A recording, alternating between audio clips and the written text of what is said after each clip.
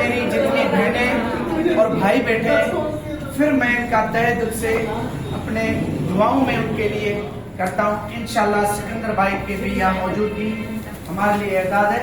और ये वो शख्स है जो हर प्लेटफॉर्म पे कोर्ट तक भी लड़ता है, मैदान नहीं छोड़ता।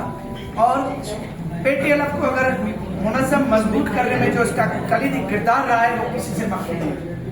अल्लाह करेगा 17 ग्रेड देखो हमें मिल गया, नहीं करे कुछ दिनों में या 1-2 महीने में नोटिफिकेशन खाली निकल रहा है, बाकी कार्रवाई मुकम्मल हो चुकी है।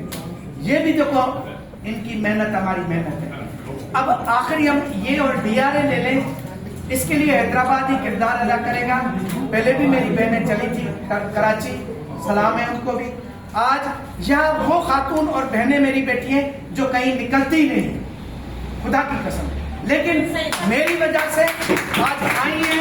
मैं उनका अगर नाम लूं तो मैं कहता हूँ समूह बिरादरी की 4 मेरी बहनें बैठी हैं, सलाम है इनको। ये कहीं जाती नहीं है लेकिन कहती है रोशन भाई हम, बड़ी मेहरबानी इनकी। मैं तहे दिल से अपनी बहन और बेटियों की जगह इनका एहतराम और इज्जत करता हूँ। सलाम है इनकी अजमत को। मौला गाजी अब्बास करे इनको कभी मुश्किल मत। और जहाँ पर